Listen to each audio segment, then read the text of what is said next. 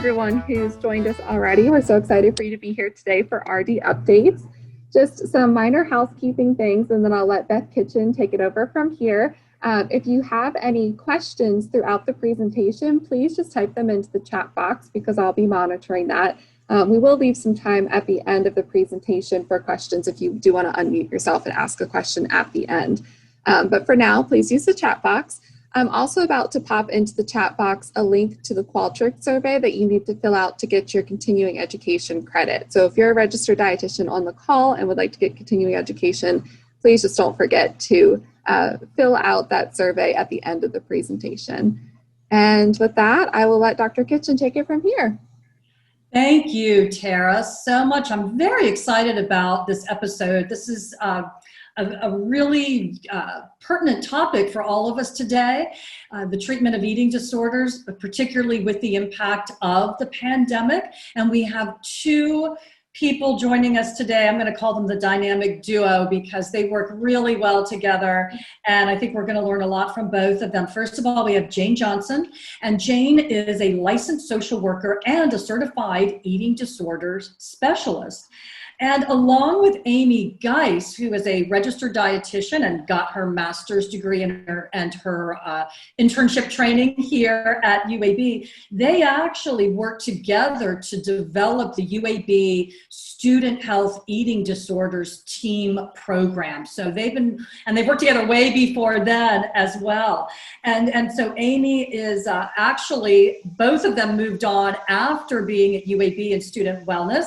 Jane went to Mind, Body, and Heart Wellness Clinic, and Amie Guice opened up her own practice, focusing on eating disorders, but some other things as well. It's called Guice Nutrition Counseling, and at the end, we're going to give you all of their contact information so that you can get in contact with them, you can refer patients to them. They work very closely together with their patients, both of them providing that team approach to eating disorders counseling. So welcome and thank you to both Amie and Jane. Thank you. Yeah, thanks for having us. And so we'd like to start with talking about what exactly are eating disorders. And I want to talk about this because while a lot of us think we know exactly what they are, the definition's been a little expanded with the new DSM. Some RDs out there, including me, and I say this because I was surprised at some of the new things that are on the eating disorders DSM description. Mm-hmm. Yeah, so let's start there. So we're going to start with talking very generally about what eating disorders are so that we are all on the same page. As defined in the DSM-5, which is the Diagnostic and Statistical Manual of Mental Disorders, feeding and eating disorders involve eating-related behavior that significantly impairs physical health and or psychological functioning. So what you need to know is that we're talking about disorders that very negatively impact people. Eating disorders are also progressive in nature. And so if left untreated, they can be very, very destructive and can lead to death as well. And so Jane, if you'll go to the next slide, these are feeding and eating disorder diagnoses that are listed in the DSM-5. Some of these were just added under the list of feeding and eating disorder diagnoses when the DSM-5 came out. When we were operating from the DSM-4, there were less feeding and eating disorder diagnoses. This is what we have now. The diagnoses that we see most frequently are bulimia nervosa, binge eating disorder, and other specified feeding or eating disorder. Oftentimes, people ask, what is other specified feeding or eating disorder, or OSFED, because it does sound very broad and very general. But some examples of things that might kind of qualify as other specified feeding or eating disorder would be, engaging in binge eating behavior, but maybe not at the frequency or for the duration that is specified in the binge eating disorder diagnostic criteria, or engaging in significant restricting behaviors, but not meeting the weight criteria that is associated with anorexia nervosa. I sometimes think that is sort of a subclinical. Is that, sort of like you meet some of the criteria, but not all, but it's still disordered eating. So it's a bit different from what you're describing there, which I would kind of characterize as disordered eating. We'll actually touch on kind of differences between disordered eating and eating disorder in just a second. But other specified feeding or eating disorders, something that I think about is someone who's if we actually go back to the previous slide, you'll see that we mentioned, eating disorders significantly impair physical health and or psychological functioning. And so maybe they're experiencing behaviors that are very detrimental, but they don't fit into this very nice box that the diagnostic criteria for anorexia, bulimia, and binge eating disorder have. So they are, other specified feeding or eating disorder is certainly no less dangerous than the other diagnoses. Jane, I was going to add, this is anecdotal, it may be the most common diagnosis I give folks. Mm-hmm. And in my opinion can be like the most dangerous. So it's not to be overlooked or thrown into like a category of, it's less severe or whatever, because oftentimes what's happening is there's a combination of behaviors. Again, just because it doesn't fit into a neat little box, they may throw up for 8 days straight and then restrict for 4 days and then go on a binge and then repeat that cycle. Again, it doesn't fit the frequency of any other criteria, but now we're looking at like 3 or 4 different behaviors going on all at the same time. So we should not think of these as less severe eating disorders. It just, as you said, doesn't fit neatly into the box. That's the point. Yeah, you got it. Yeah. Exactly. And I'm looking at some of these, Amie and Jane. Some that I've just recently heard of, avoidant restrictive food intake disorder, and then also pica. I want you guys to enlighten us on this. I've always thought of pica as kind of falling into 2 categories, either pregnancy related due to an iron deficiency, you correct the iron deficiency and the urge to eat non-food items goes away, or like a cultural pica where I've had African Americans, young women students say, oh, my grandmother used to take us, down to the river to eat clay. And they would ask me if that was pica. And I'm like, well, maybe, maybe not. And so can you sort of clarify that? Because I think that's real interesting that we're seeing this as an eating disorder diagnosis. Mm-hmm. Yeah. And so I think one way to think about maybe what differentiates a pica diagnosis from the DSM-5 and something that might just be culturally normal or maybe something associated with someone's age, a 5-year-old picking up a piece of styrofoam and eating it. Something that's different about this pica diagnosis is that a diagnosis of pica would be warranted if an individual experiences this persistent eating of non-nutritive, non-food substances for at least 1 month. And then again, if it's something that is impairing physical health and or psychological functioning, going back to, again, kind of that umbrella definition of what is something that would classify as a feeding or eating disorder. And talk to us a little bit about, again, this one that I think is maybe sort of new to some folks, the avoidant restrictive food intake disorder. Can you describe that and what dietitians should look out for that might clue them in that someone might be dealing with this? Absolutely. Absolutely. And this is something, I can think of even back when I was doing my internship years ago. I wish that I had known, actually ARFID was not in the DSM at that time, if I remember right, but I wish I had known that characteristics of ARFID, could kind of qualify as an eating disorder. Something that is different about ARFID. So unlike with anorexia, bulimia, OSFED, with ARFID, there's no disturbance in the way that body weight size, shape is experienced. Someone with ARFID, so they consistently fail to meet their nutritional needs, and they may experience significant weight loss or fail to achieve expected weight gain, like in childhood, and or they're experiencing significant nutritional deficiencies, and or they depend on enteral feeding or oral nutritional supplements. ARFID is something that we do commonly see in children, but it can present in adulthood as well. But I would say, and Jane, correct me if I'm wrong, but I would say probably the larger majority of folks with ARFID are diagnosed when they are younger as opposed to when they're in their 30s.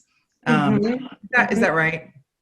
Yeah, I think that's probably still true, but you know, we also have encountered recently, especially, a lot of people who've been misdiagnosed, and we finally figured out, oh, this is ARFID. Maybe it was anorexia without certain components, or they've put it again in that OSFED category, or even unspecified feeding or eating, or something's going on, but we don't know what. So it can be tricky, and I think it's really important when we do figure out what it is, because it's its own thing and needs to be handled as such. What else was I thinking just now? Oh, it's blown out of my head. Can you tell us, like, give us the profile of a patient, like what are some of the behaviors of a person with ARFID? What would they actually be doing? And then maybe the other thing will pop into your head while you're talking about it. It just did. It oftentimes looks or presents or even sounds like anorexia, but there's often not the, well, not often, there's not the component of extreme emphasis on body weight, shape, whatever, in terms of self-worth or perception of self. That is not there with ARFID, right? So it's restricted food intake, it's avoidant of food. Oftentimes they'll say, I'm just a really picky eater, or their parents will tell us that. But again, the big distinction in my mind is that there's not overly concern with weight or shape, especially as it impacts their perception of self. Would you add to that, Amie? I would say something else that I commonly see in clients presenting with ARFID is, kind of them describing, I don't like eating. I don't like eating. I don't like anything associated with food. And again, it's not so much coming from this place of fear, like I don't like eating because I'm terrified of food, or I'm terrified about how food is going to impact my body, my weight, my size, my shape, etc. But it's more, I'm really picky, or I just don't really like eating. I don't have a desire to eat, that sort of thing. And it could be that their intake, just total intake, is low. It could be that generally speaking, they are under eating, or it could be that their food selection is very, very small. And so, I had a client with ARFID who it was kind of like chicken fingers, French fries, macaroni and cheese. That was pretty basically the extent of what she was eating. And so with that, of course, especially when you start considering micronutrients, of course, there are going to be things that she would be missing out on, and that over time could certainly lead to some issues. And so going back again, I keep repeating this, but it kind of goes back to that impaired physical health and or psychological functioning. Well, eventually physical health is very likely to be impaired, right? If their intake is so limited by what they're eating. That is so interesting. And then what is rumination disorder? I don't think I've ever really seen that or know much about it. Yeah. So someone with rumination disorder is experiencing repeated regurgitation of food. So they are rechewing and or reswallowing their food, or maybe rechewing but then spitting out their food. Again, we're not talking about a behavior that happens once or happens amidst some sort of GI issue that's going on. We're talking about something separate from that. How with eating disorders, particularly sort of the ones that most of us are more familiar with, anorexia, bulimia, binge eating disorder, but also perhaps these others. How does excessive dieting, perhaps extreme dieting, perhaps impact the likelihood of someone getting an eating disorder or having that eating disorder, become apparent? Sure. Yeah. So let's look at this. This is what we call a disordered eating spectrum. Now, we see and treat folks all across this spectrum, and people can move about this spectrum as well. Now, dieting is something that may not be, life altering for someone, and it does not automatically lead to an eating disorder. But what we know is that it can certainly be a risk factor, and it may be worth further exploring a chronic dieter's relationship with food and behavior around food. And so whether you're a dietitian who's working with, treating someone's kidney disease, or you are a dietitian working in weight loss specifically, I think it's probably safe to say the large majority of us, if not all of us, have seen at least one patient who has been dieting their whole life. It's been this constant sort of thing. And so, again, that might be an example of where it might be helpful to just kind of really listen to what are they saying in regard to their relationship with food and their behavior around food. Is it something that sounds like it could be impairing their physical health and or psychological functioning?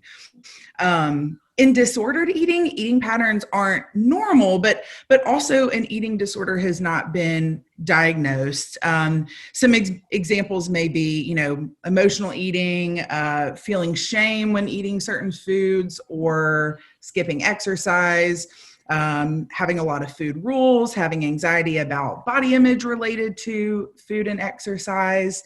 So things like that may be more what we consider disordered eating. Jane, do you have anything to add? Yeah, I think you said that well. Again, not all dieting results in a full-blown eating disorder, but if we look at the data, most people who do have a diagnosed eating disorder have a history of dieting. So that's really, I want y'all to be thinking about that as kind of a buzzword, or let a flag go off in your head when you start hearing about dieting. We could do a 3-hour presentation on all the kinds of diets there are out there. But you know what we mean by that. And like Amie said at the very beginning, eating disorders are progressive. So we love it when we can meet people in the dieting, rigid dieting, disordered eating state. Because one thing we do know is that treatment outcomes are so much better if we catch whatever's going on early and we intervene early, just like with a lot of things. Obviously, it's a lot harder to undo things and relearn things, and we're going to talk about that in just a minute when we're on the far end of the spectrum. So we would, again, prefer that we meet people in the prior, I guess, stages, if you want to call it that. If that makes sense. This makes me think that, or realize, and I've seen this, I work in the osteoporosis clinic. I'm not an eating disorder specialist, but that doesn't mean I don't see people with eating disorders. I've had patients that were in their 40s and 50s, and even though, they say, well, I've recovered, they still have these sort of leftover little bit manifestations of the eating disorder. And so I know that I need to be really careful with what kinds of things I recommend for them. How do you know someone is, safely recovered? And, what kinds of things should we as dietitians who may not be working actually with eating disorders, what do we need to be for the lookout on some of our patients that might have some of these residual effects of their eating disorder that maybe they were diagnosed with 20, 30 years ago? Mm-hmm. Mm-hmm. Well, so good questions. And again, I think with any one of these slides, we could do a whole presentation on it. So just be thinking what questions you guys have, if we can clarify anything. I know we're going through a lot really, really fast, but it's all really important. And Beth, I think you made maybe the best point we've heard so far, which is that even if you're not, an eating disorder dietitian or an eating disorder therapist or working in a specified eating disorder facility, you're going to encounter this. It is unfortunately, Amie and I stay quite busy. It's an epidemic, I would say, at this point. So we really want to encourage and thank everyone who's here. Again, I was kind of joking earlier saying, if you don't want to work in this field, that's fine. Please don't. You know, we want people who are passionate and really interested. But please be mindful and aware that you need to know enough to at least know when and how and where to refer, or what to be looking for to know when to do that. And we'll go over that in just a sec. But Amie, do you have anything to add to Beth's question? No. Perfect. Sure. So one thing I think is crucial for anybody encountering any patient for any reason, but especially folks with disordered eating or eating disorder, is that we really, really, really want to focus on rapport building and our relational skills, whether you're a nutritional counselor, a therapist, a doctor, you know, it does not matter, because that's how we're going to get buy-in. That's how we're going to meet our clients without judgment. That's how we're going to start to make any kind of progress toward any kind of recovery. So here I've pulled a couple of different components that we think have to be, have to be there if someone's going to call themselves recovered. That being said, how we get to this point is through collaboration with the client, obviously collaboration with other team members. And you're really, really, really going to want to work together with this client and make these mutual goals. And here's where, and we'll talk about this in a minute, we're going to use like MI, motivational interviewing skills, to help get them to understand what needs to be on their sort of recovery list. Oftentimes, even in the first or second session when I meet with patients, I start working on this definition with them. I'll say, what are your goals? What do you think of recovery? When you hear that word, what comes up for you? And we have a running email list going where when they think of something, they'll email me back to add to their list or vice versa. And we review it all the time and see where we are.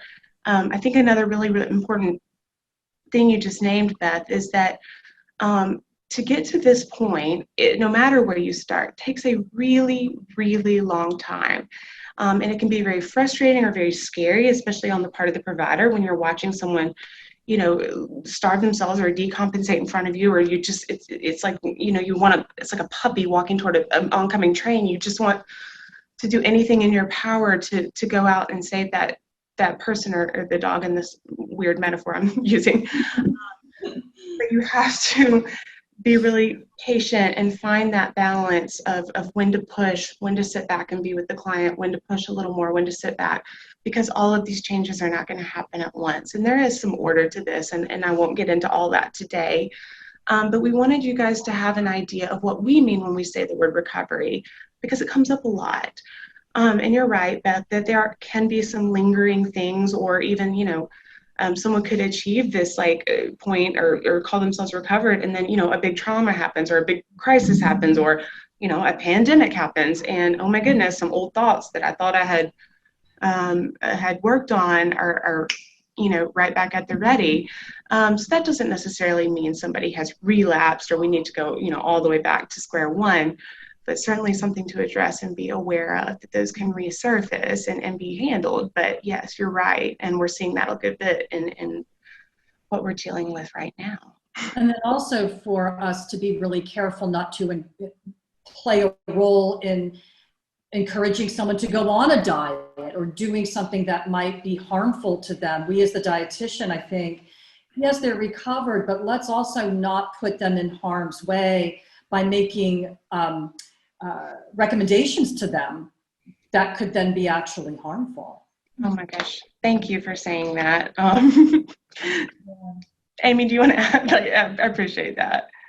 Yeah, I think a great example of that, Beth, is if you have if you have a patient or a client, regardless again of what setting you're working in, you could be seeing them while they are you know, on a dialysis unit. And if they verbalize to you that they have a history of eating disorder, or they're noticing these thoughts resurfacing or whatever, even if it's something they're kind of mentioning in passing, that would be a really good clue to you that, okay, let me just be really careful about the way that I'm talking about food and the way that I'm categorizing food.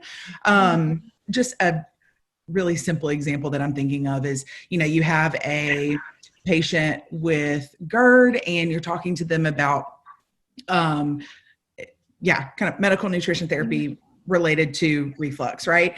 And it may be really helpful to talk to that patient using kind of language like, so these are some types of foods that commonly trigger symptoms of GERD for people. What we know is that it can vary person to person, kind of what those trigger foods are, but these are commonly some foods that do trigger those symptoms. Tell me what your experience has been like, that sort of thing. Instead of, okay, you need to avoid chocolate. You need to avoid coffee and alcohol. You need to avoid spicy foods. Avoid, right? Not helpful for someone who or even if you don't know what their relationship with food looks like. Generally speaking, that's a great. I don't like using those words regardless. I mean, I don't like that sort of dichotomy of good foods, bad foods, avoid foods. I don't like that in general. Yeah, exactly. It might be something we should all just kind of stay away from in general, but we really do need to be in tune to particular patients that are very high risk, or not even very high risk, but perhaps at risk. Yeah. Yeah, sure. Yeah, and I think something to mention, and of course, some people may already know this, but we know that about a third of people with eating disorders get help, maybe. And we still know that there are like 30 million Americans with eating disorders, full-on criteria eating disorders. So if we extrapolate those numbers a little bit, maybe closer to 60 million or 90 million. And then if we look at that whole spectrum of disordered eating, rigid dieting, I would argue that the numbers are probably closer to 100, 150 million with people who don't have a good relationship with food.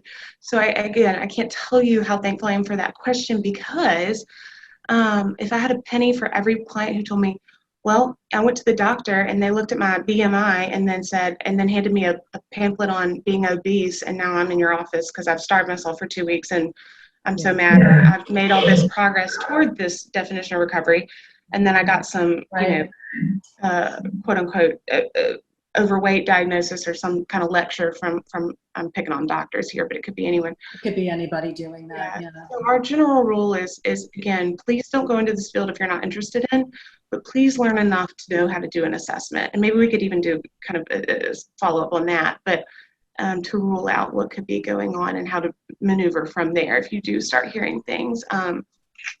Another example, again, probably 20 to 30 people in the last couple of years on my caseload with eating disorders who are post-bariatric surgery that weren't fully or appropriately assessed before they did the surgery, and either had eating disorder behaviors going on beforehand or had the predisposition component of things, and then they went on that, very low caloric, very low volume diet, and it sparked eating disorder or something that looks a whole lot. Yeah. It's something we all need to be really, really attuned to. And what was interesting and made a lot of sense to me when we approached Amie to be on our program, she said, well, you need to have the counselor on with me. You need to have Jane with me. And I've always, whenever I've taught student dietitians, I've always said, you should never, ever be the main or only person treating an eating disorder. I would never accept, first of all, I would never accept a client before I would get myself re-educated on eating disorders. But that being said, it is a team approach. The dietitian must always, always work with a counselor. And so when we asked Amie on, she said, you got to have Jane with me. And so can we talk a little bit about how important this team approach is and how the team works together? Yeah, of course. Well, I think if you just even look at the slide that's up here, it makes sense to you that like no one person could handle all of that, and no one person could or should be an expert in all of these things. So when we talk about the treatment of eating disorders holistically, what we mean is we're absolutely addressing any medical components or any medical stabilization that needs to happen. We're obviously looking at nutritional deficiencies or unstable behavior or whatever. We're also looking at therapy, what's going on behind some of these behaviors, what's driving this, what is the function of this. I'll go into that in a little more detail. We're looking at what is their relationship with movement, which is the word we typically use instead of exercise because it's a little less charged. And then we're also looking at, in general terms, what is their relational life like in terms of relationships with themselves or others, or romantic or spiritual or whatever. Again, so you can easily see how that would be a lot for one person to handle, especially at the lower levels of care. So yes, we absolutely work in a team. We obviously can't require anyone to do it, though we typically have some boundaries in place. If I were to see someone who were really, really, really sick, I might say something like, I'm happy to start treatment with you under the condition that you do see someone for nutritional counseling and a physician. If those things aren't in place, I don't feel like outpatient is the appropriate place for you. Here's some recommendations for higher level care. So you do have that liberty there. But yes, it's not a siloed practice by any means. That's probably one of my big takeaways from this work. If you don't remember anything else, number one, know that you can't do this alone. And number two, you don't have to and shouldn't. So don't feel like you have to take all of this on as a dietitian or a therapist or just a medical provider. Amie, what would you add to that? I don't know if I would add anything to that, Jane. I think you hit all of the points that I was thinking when Beth posed that question. Yeah. So what that kind of looks like in practice is, Amie, I mean, don't go by our model because we talk so often. You're probably sick of me. But we definitely have communication most weeks before we see mutual clients. We also have really good relationships with a couple of medical providers in the community that we tend to refer to and or know who are available for collaboration or email or phone call consultation. So we're talking about multiple conversations, sometimes weekly, depending on the severity of the case, for purposes of like establishing goals, giving progress reports, not having the client repeat what's gone on in session. And again, sometimes our clients are very, very sick and don't even have the recall to be able to do that. So it also provides some accountability for the client. So I'll give you an example. Let's say a client sees Amie on Monday and establishes a goal to eat something for breakfast. And I'm seeing them on Tuesday, or let's say Thursday. I might be inclined to say, well, how's the week gone? I know you, I talked to Amie and she's let me know your goal is to work on something for breakfast. How has that gone the last couple of days? And so then it's kind of like a continual stair-stepping thing. And I don't know, there's another example you could think of, Amie, but we also talk a lot when we have very sick or very severe clients when we need to refer to a higher level of care, which we're going to talk about in just a minute, I think. Yeah, that was actually my next question was, you're talking about having some pretty sick patients. What determines the level of care that's appropriate for the patient? And then how does that affect the team interaction? Sure. So let me flip over to this slide really quickly. A lot of people don't realize this, but there are actually 5, and really we could probably say 6 levels of care if you wanted to include some kind of palliative care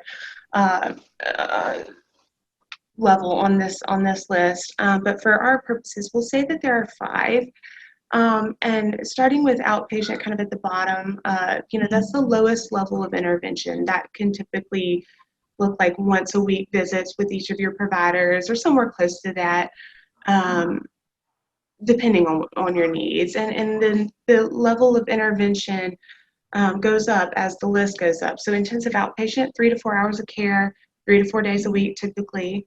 Partial or day treatment is typically, and I don't want to quote this wrong, 6 hours of care, 3 or 4 days a week or more if needed. It can go up to 12 hours of care. Residential would be for people who need around the clock nursing, monitoring, and or significant support in almost every aspect of life, especially at meal times or right after. Again, these are going to be people who are meeting with their team almost daily, 5 or 6 group sessions a day, that kind of thing. Inpatient is really reserved for people who are medically compromised and who cannot otherwise feed themselves with any other kind of support.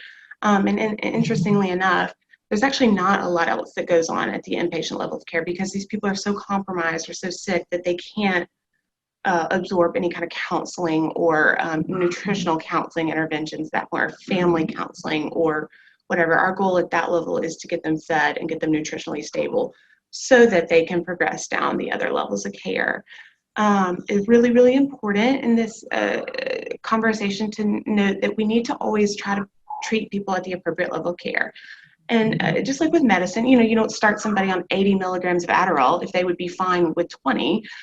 So we sort of want to dose low at first, but then make a determination based on what we're seeing.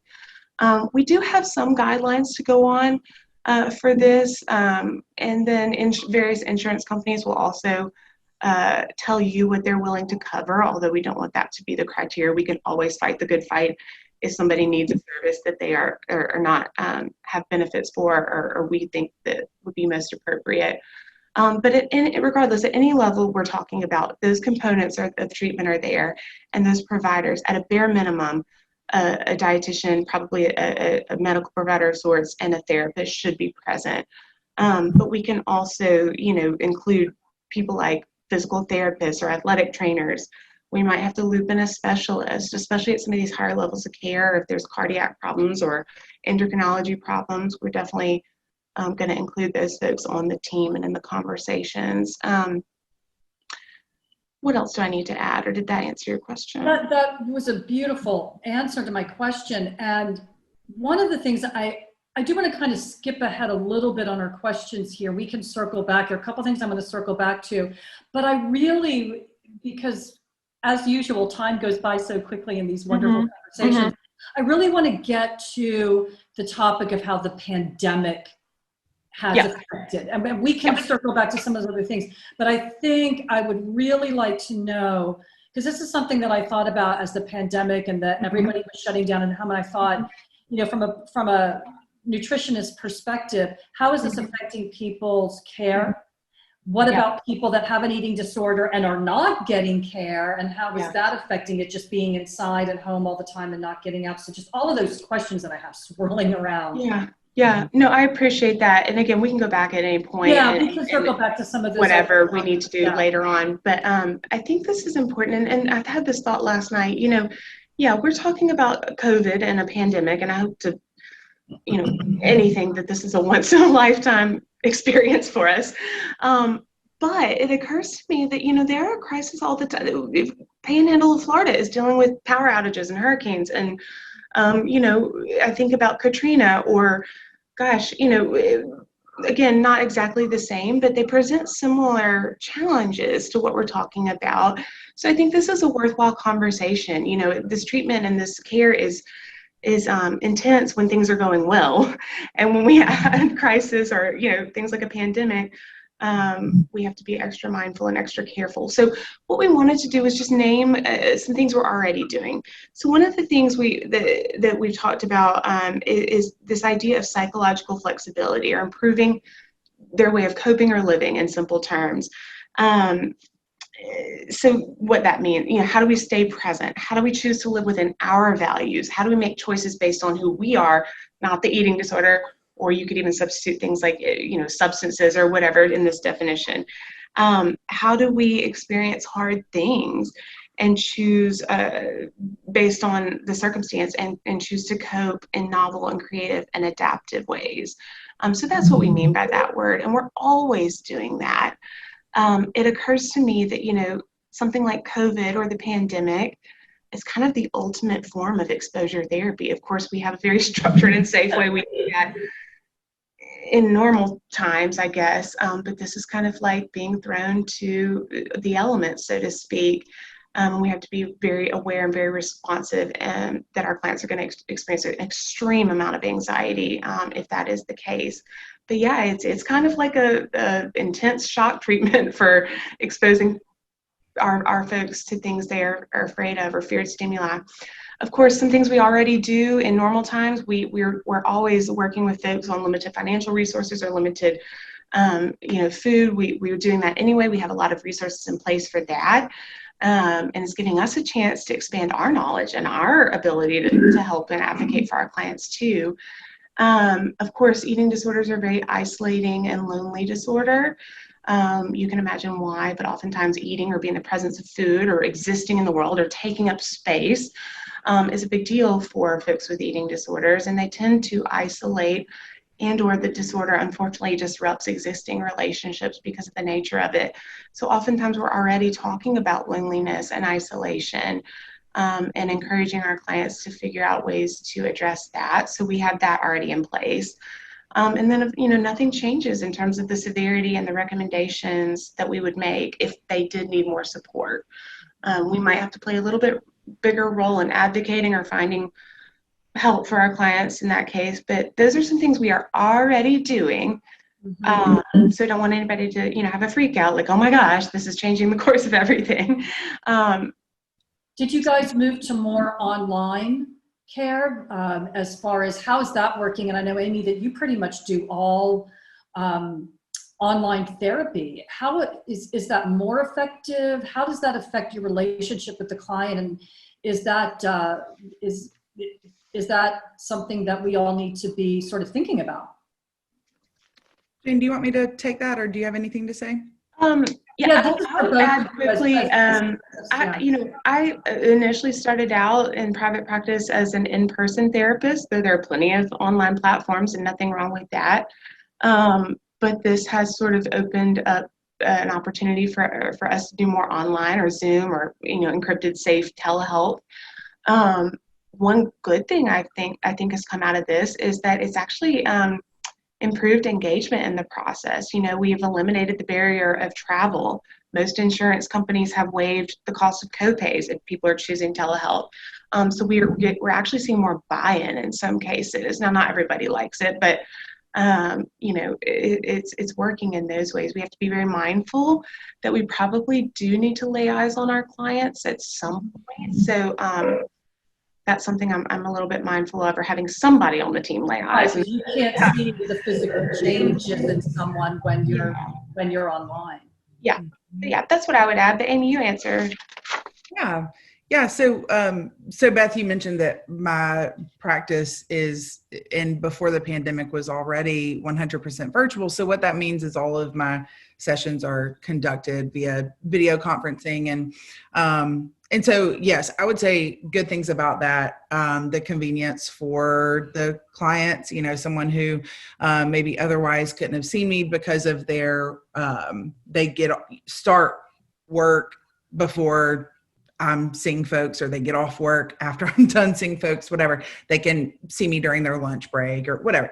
There's certainly the convenience factor. I'm sure a lot of you have picked up on that just in this age of telehealth right now. But I would say that one thing that's important for dietitians to know is that your nutrition assessment process is impacted by the fact that you cannot see someone's entire body. I can't see someone's fingernails, for example. If we're thinking about especially that nutrition focused physical exam, I can't see somebody's fingernails. I can't necessarily see just not being able to see their full body certainly comes with challenges. Like Jane said, I definitely make sure that there's someone on the team who is able to see them in person. It may not be me or the therapist, but it might be a medical provider that they're seeing. That's where that communication with other people on the team is incredibly important. I need to know and ask and be aware of kind of what's going on there. One other thing I'll mention is that with doing things virtually and doing things via video conferencing, there have been a couple of instances in which I have done a phone session with somebody versus video conferencing. Maybe they were having trouble with their internet that day, or there was some unique circumstance happening. But the very large majority of the time, I ask that my clients be on video, which for some that can be difficult when we get into body image concerns. But I find that to be really important because we know that communication is far more than just the words that are coming out of our mouths or the words that we're hearing. And so to be able to see somebody's body language, to be able to observe their affect, to be able to see what's happening when they talk about a certain topic is really important. And so I'm bringing that up just to say, if I was doing all of this work by phone, I think it would be a completely different experience. But the fact that I'm able to do it via video helps to eliminate some of those, what I think are barriers to not seeing people in person. Anyway, would it be helpful, Beth? Oh, go ahead. Oh, no, tell me what you were going to say.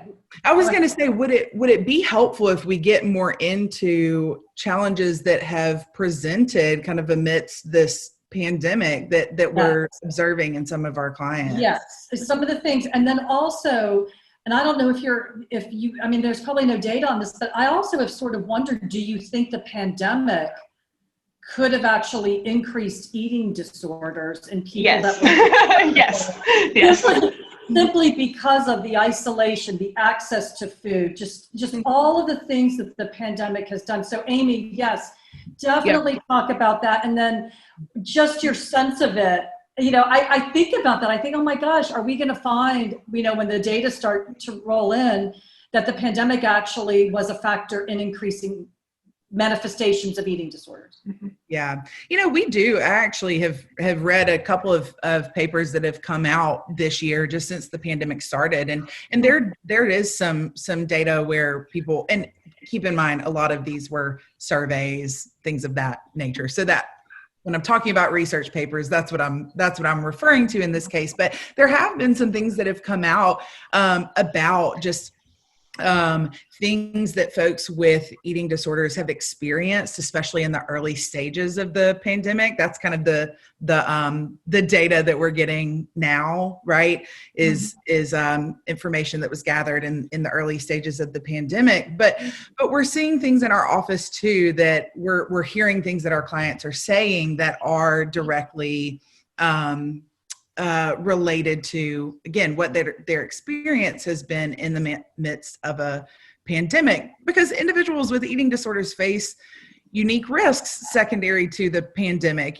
Public health measures that are designed to flatten the curve, and COVID's impact on food availability, especially early on. Those are things that directly affect the core symptoms of eating disorders. Jane touched on, just a minute ago, she touched on kind of this importance of social support, connection with others. Of course, that has been disrupted by the need for social distancing or these stay-at-home orders, things like that.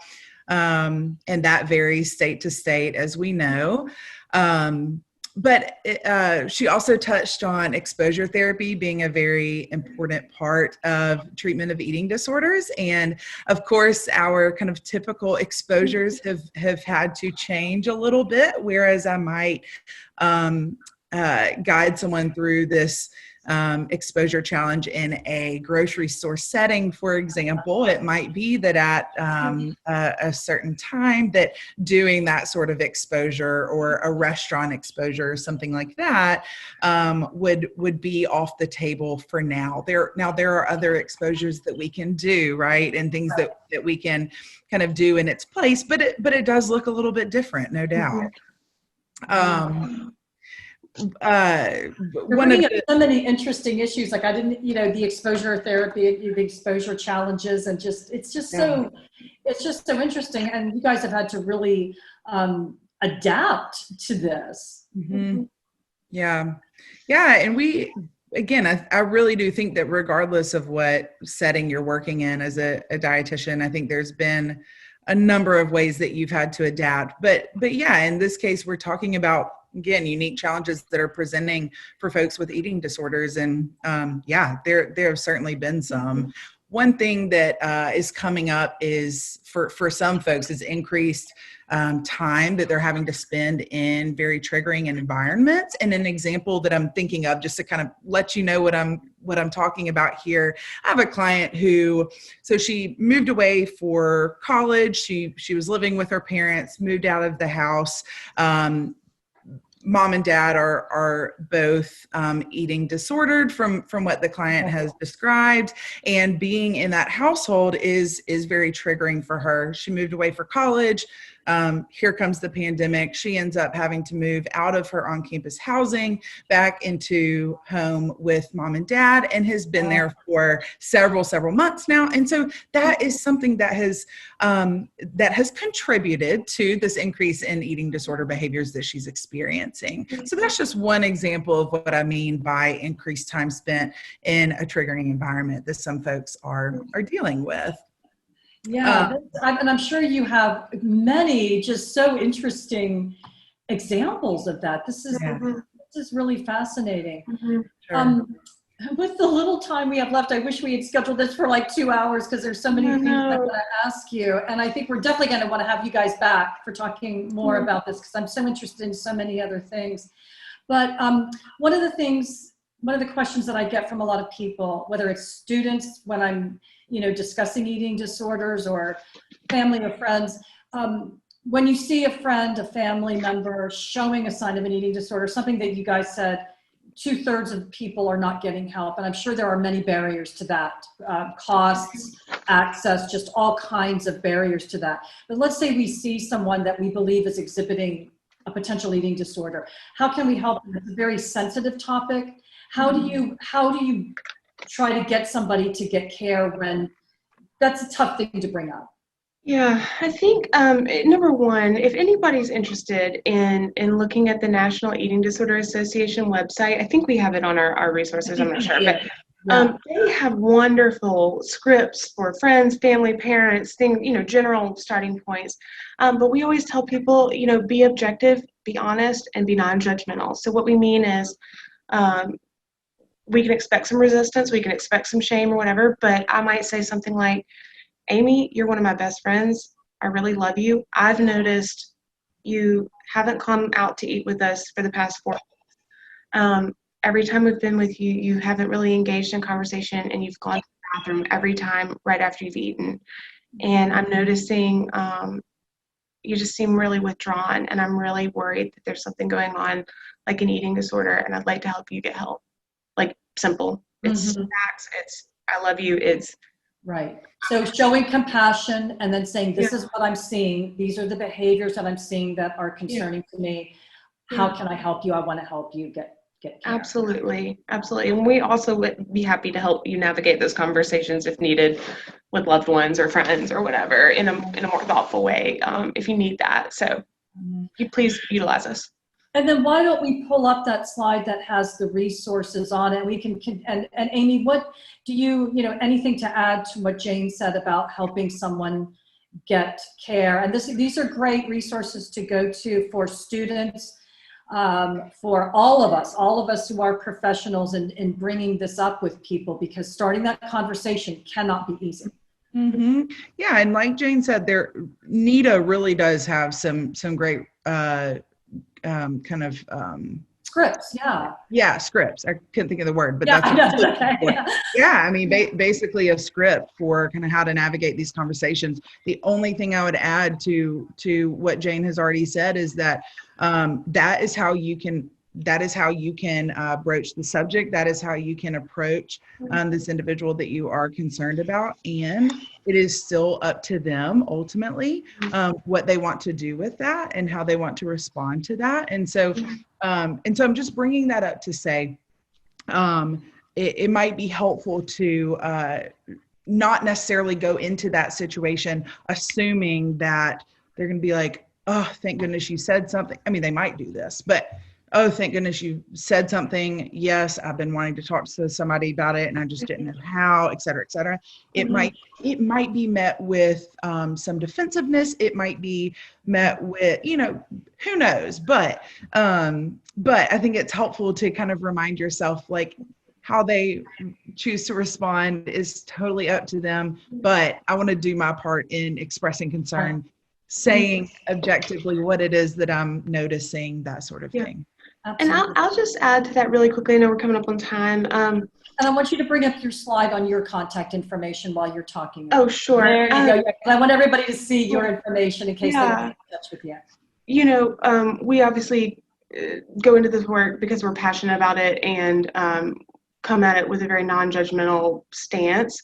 So what I'd also like to, say to anyone who's interested in doing this work or any kind of nutritional counseling or work in this area is, please also make sure your relationship with your body and food is good before you go into this work, for everyone's sake. And I don't necessarily think I need to elaborate on that, but I'm telling you right now, patients will know, patients can tell if it's not stable. And one of the most powerful components of the treatment process is your relationship with your client and modeling a healthy relationship with your body and food intake.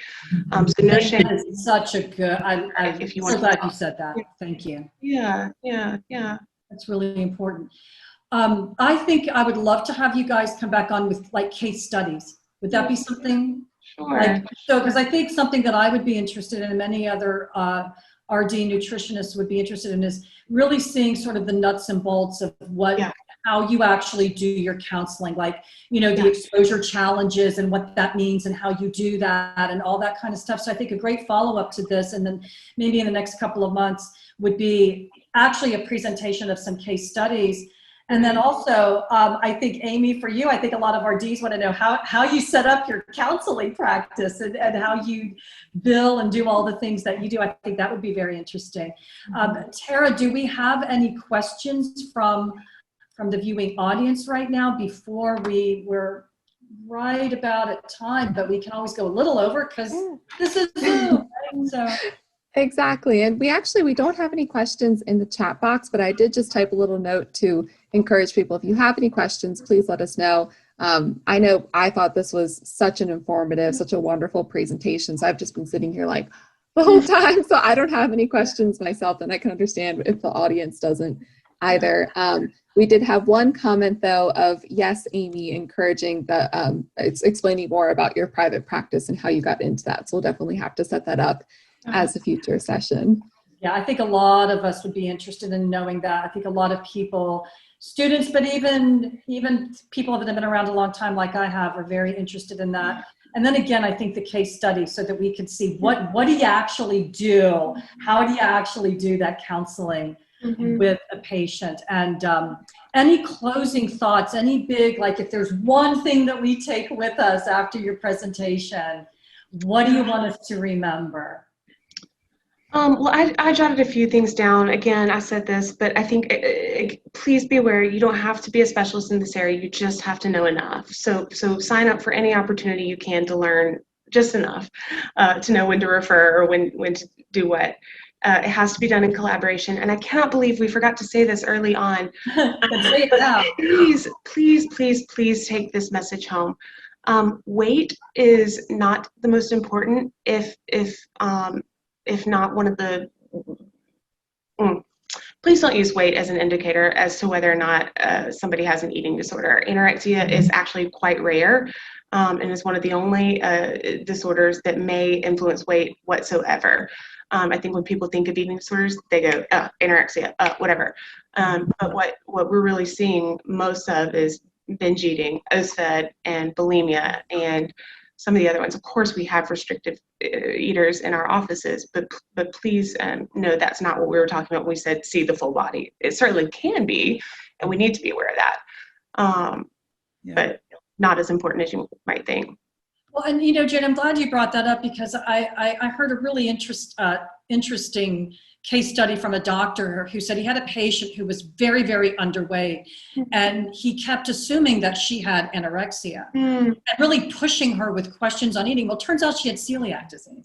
And so, but he kept insisting, you have an eating disorder. She was like, I don't, I eat, and so, we really need to do our motivational interviewing, ask our open-ended questions, consider all the potential diagnoses, and also don't think that because someone is overweight, they have an eating disorder. Correct. I have had sometimes young students in classes that said, well, isn't obesity an eating disorder? No, it is not an eating disorder. People who are carrying extra weight may have an eating disorder like binge eating, but the reverse is not true.